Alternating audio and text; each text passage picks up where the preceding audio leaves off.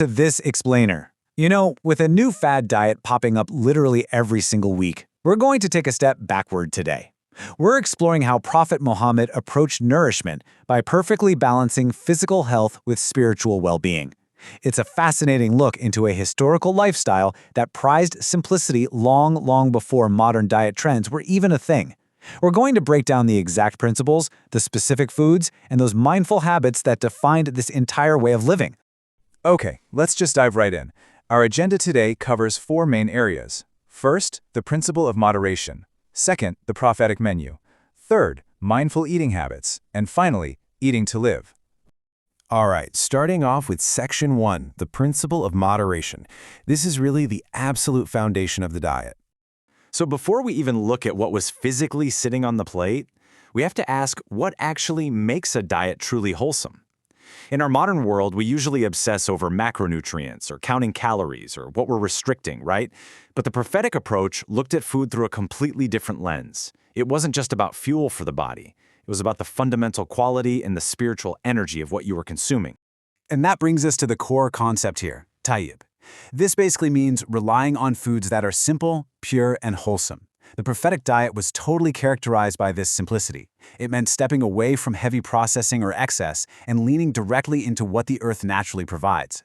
It's a lifestyle that puts spiritual health right on par with physical nourishment. And honestly, you just can't achieve that without starting with pure, uncomplicated ingredients. Now, to actually achieve this balance, he taught the famous rule of thirds. Imagine your stomach divided into exactly 3 parts. 1/3 is for food, 1/3 is for drink, and here's the kicker, 1/3 is left completely empty for air. Prophet Muhammad rarely filled his stomach all the way. By literally leaving room to breathe, you get this built-in portion control that physically prevents gluttony. And that takes serious discipline, especially today. But it's brilliant because it relies entirely on your own internal mindfulness, rather than obsessively tracking calories. Let's move on to Section 2 and see how this philosophy translated into the actual pantry, the prophetic menu, foods for health and healing. When you look at the historical staples, there is a really stark contrast to be found. The daily routine was largely plant-based. We're talking primarily dates, barley bread, and water. Meat, on the other hand, well, that was treated strictly as an occasional luxury, not a daily necessity. And that is an absolutely crucial distinction.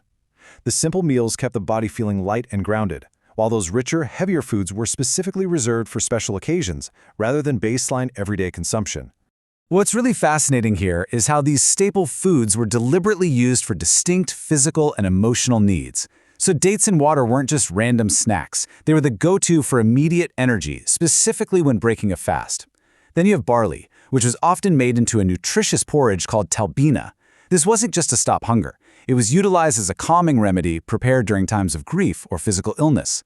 And honey was heavily utilized for general health and to help with digestion. Literally every staple had a functional healing purpose. But it wasn't all just bread and dates. The diet was beautifully supplemented with a really colorful, vibrant variety of fresh produce and dairy. Goat and camel milk were absolute everyday staples back then. Olive oil and vinegar were consumed frequently, very often just dipped right in with bread. And consider this incredibly hydrating variety of favored fruits and veggies. Pumpkins, cucumbers, watermelons, figs. It really proves that simple and natural doesn't mean boring. The Tayyib philosophy fully embraced all the nutrient-dense foods naturally available in the region. And hey, when meat was consumed as that occasional luxury we talked about earlier, historical sources note a very specific preference, the shoulder or the foreleg of a sheep. So even during an indulgence, there was a mindful selection of the exact cut, emphasizing high quality and ease of digestion over just eating a massive quantity of meat.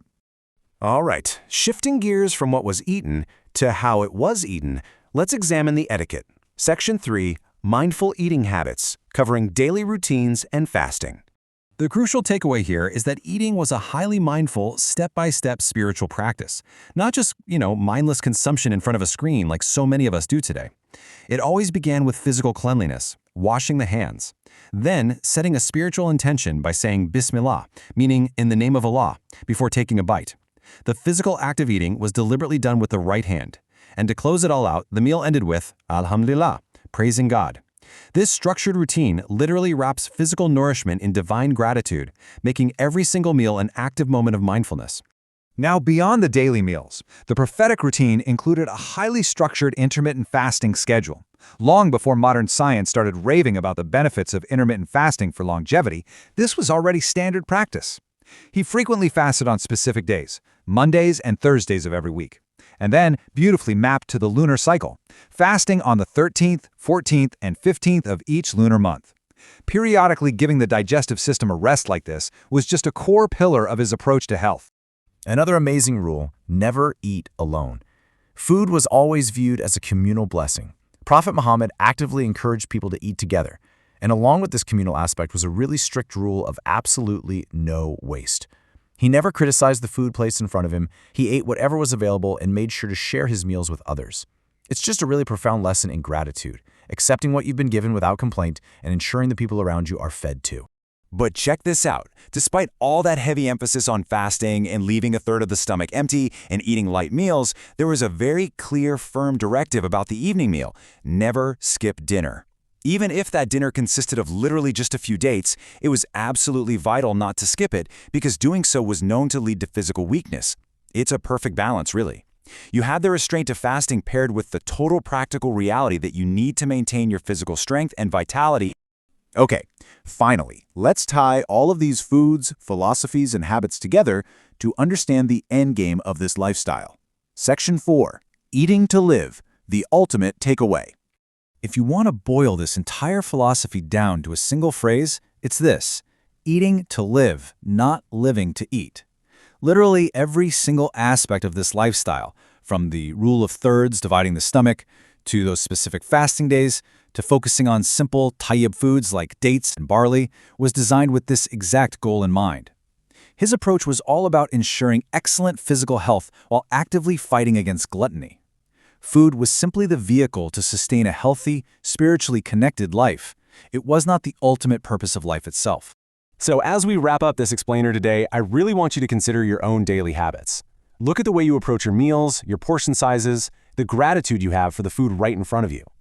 Ask yourself, which side of this historic philosophy does your routine actually fall on? Are you mindful of what you consume, eating just enough to live well? Or has the sheer abundance of our modern world shifted you toward living to eat? It's definitely a powerful question to chew on. Thanks so much for joining me on this explainer, and I really hope these insights help you bring a little more moderation and mindfulness into your own life.